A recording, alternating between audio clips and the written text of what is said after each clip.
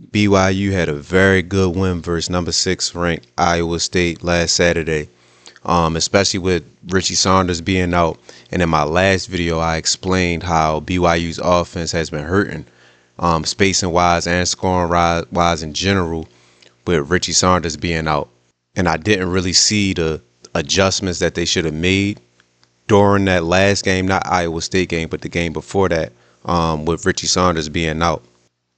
And in this video, I'm going to give y'all a bunch of clips and a bunch of sets where they rearrange their offense because they're not being hindered defensively with Richie Saunders being out. It's more so offensively.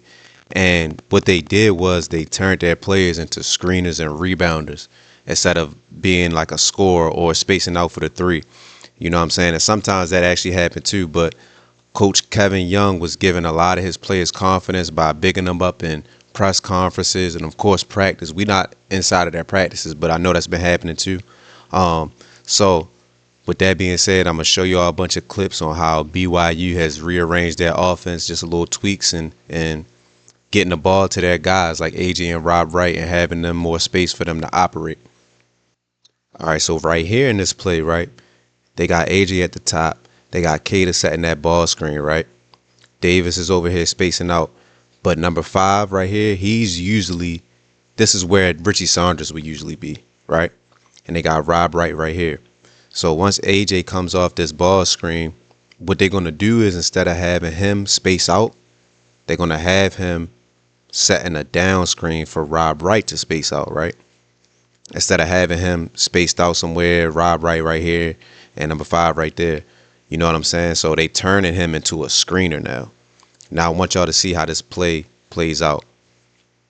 As you see, he's setting that screen, right? Now it's making these guys confused, right?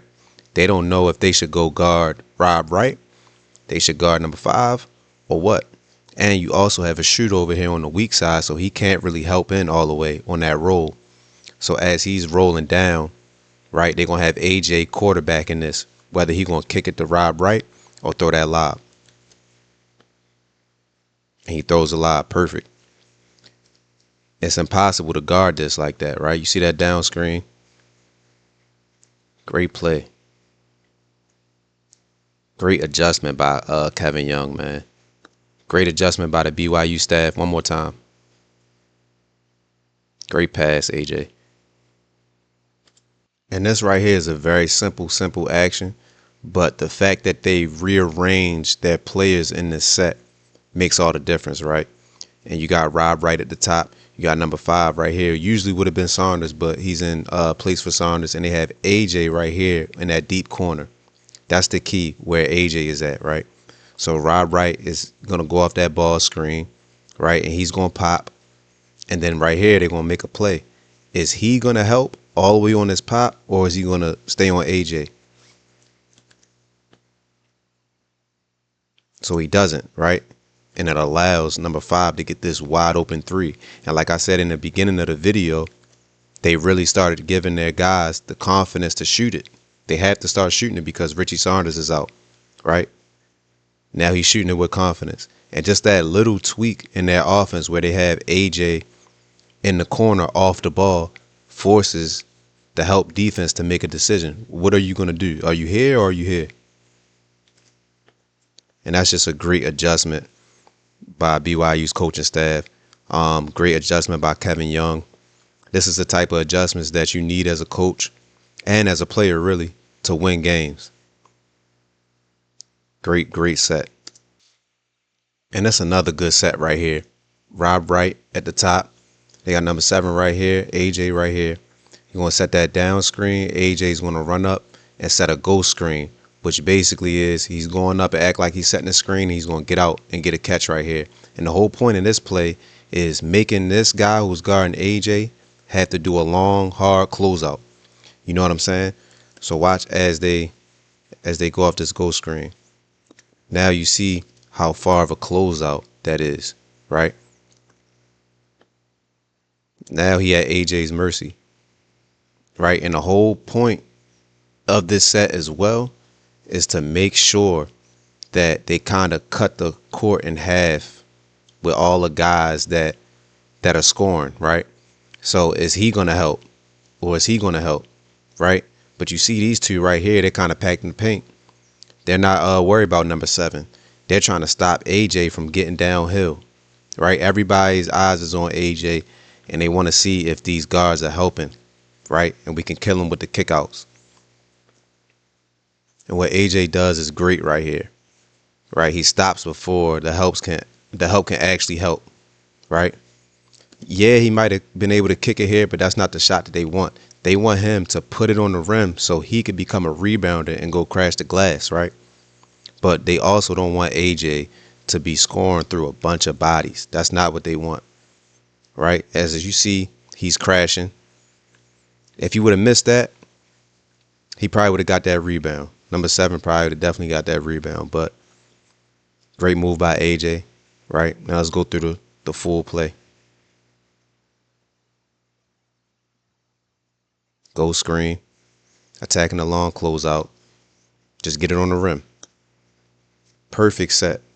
Perfect set for this type of situation that they have, whereas you only got 2 guys that they're going to help off of on the floor with you. So this is kind of how you have to play. Quick hitters, go screens, forcing your guys to be rebounders and screeners, right?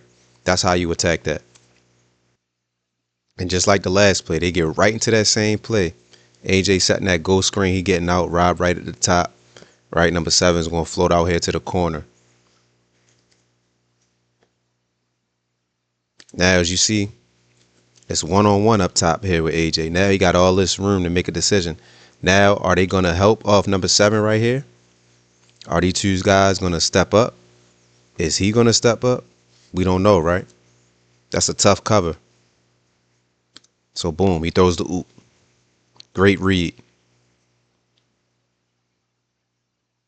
Cool. Y'all not going to help off of them? We want to turn them into rebounders and screeners. And usually 9 times out of 10 in basketball, the person who screens is going to be the one open. So that's how they adjusted. They spacing the floor out, making them guys into rebounders and screeners. Great set by BYU. And this was a big play for BYU down the stretch, right? They got AJ right here, right? This guy, number 5, would be in place for Saunders. Saunders usually would be in that spot, right? Now it's down the stretch, 70-63, a minute and 30 left now on the shot clock. Get it to your guy, right? And make a play. But as he's getting downhill, we already know, you see him, he's going to help hard, right? So this is what Coach Kevin Young has been telling this guy, number 5. You have to shoot the ball with confidence. We need you. You know what I'm saying? So now with all that confidence, all those reps after practice, before practice, he helps. Now he knocks it down. And as you see, once he knocked it down, he pointed right at the coaching staff. See that? Watch as he knocked this down, right? He points right at the coaching staff.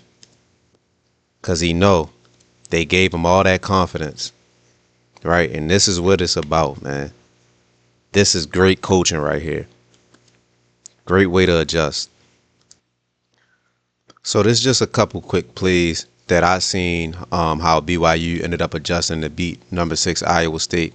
And mind you, throughout the year, a lot of people have been saying that, hey, BYU's good, but they always lose to these top 10, top 5 teams. You know what I'm saying? By 1 or 2 or 3 plays. Couple calls go your way. It's a little bit different, whatever the case may be. But without Richie Saunders in the lineup, in the game, due to an injury, they still end up having one of the biggest wins of the season versus number 6 Iowa State. And why is that? Because they adjusted.